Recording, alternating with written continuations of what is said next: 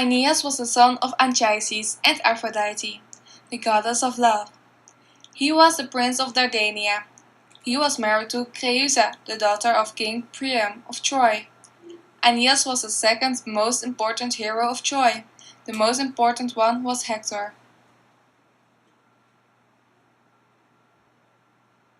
During the Trojan War, Aeneas fought against Diomedes, king of Argos. He fought alongside Pandaros, the best archer of the Trojan side. Aeneas drove his chariot, and Pandaros tried to kill Diomedes with his bow and arrow.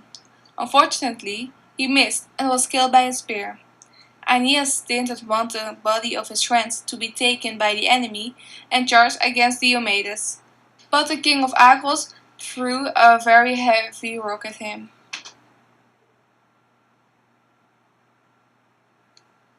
Aeneas was hit at his hip and fell and would have certainly been killed if his mother Aphrodite hadn't saved him. His chariot was stolen together with his horses by the Greeks, and Diomedes set chase and wanted Aphrodite too, by throwing his spear at her wrist.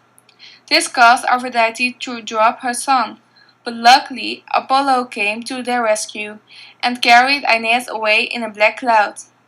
While Aphrodite went back to the Mount Olympus, Apollo took Aeneas to Pergamus for healing and left him with his mother Leto and Artemis, the goddess of the hunt. They made him stronger and ready for battle again. Aeneas' next battle was against Achilles. Both Aeneas and Achilles had a mortal father and a goddess for a mother. But while Aeneas was protected by his mother Aphrodite and the god Apollo, Achilles' mother could only warn him about his faith.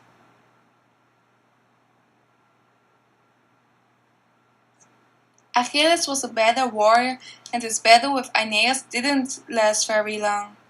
Aeneas threw a spear at his opponent, but it only hit Achilles' shield. Then it was Achilles' turn. He first threw his spear, also missing. When he tried to attack Aeneas with his sword, the Trojan hero disappeared in the mist. This time it was Poseidon who had saved him. Although Poseidon was not on the side of the Trojans, he took a pity on Aeneas because he knew that Apollo wanted to save Hector by sending the prince of Dardania in his place.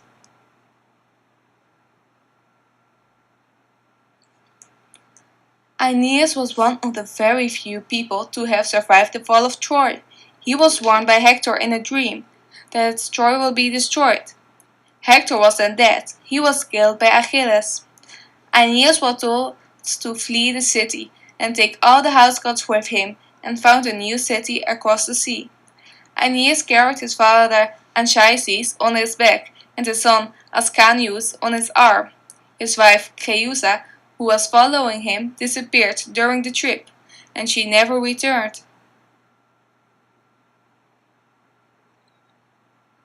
Aeneas went by ship trying to reach Italy. During this trip, he endured heavy storms sent by Hera. She knew that one of Aeneas' offspring would destroy Carthage, her favorite city. But Aeneas survived the journey and arrived safely in North Africa instead of Italy.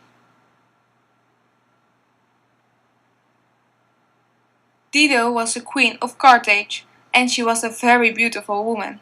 Aeneas and Dido fell in love with each other.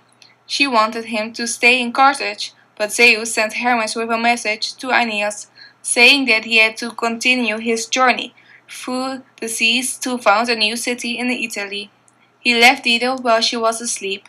When she woke up and saw Aeneas leaving, she killed herself with his sword, and her body was burned together with all the presents Aeneas had given her.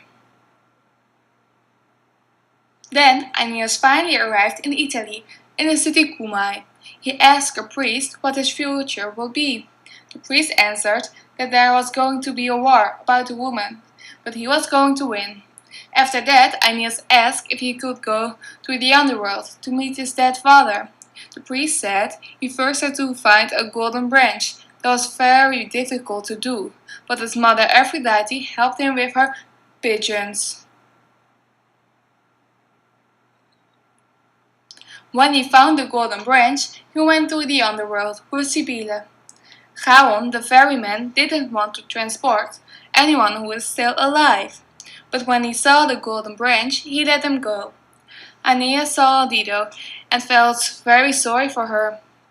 Later he also saw his father, Anchises. He showed Aeneas his future son, Silvius, and told him that his son would be king of Alba Longa. After Aeneas returned from the underworld, his ship entered the river Tiber. He was received well by the king Latinus, who proposed him to marry his daughter, Lavinia. But the neighboring king, Turnus, also wanted to marry Lavinia, and started a war. In the final duel between Aeneas and Turnus, Aeneas won and married Lavinia.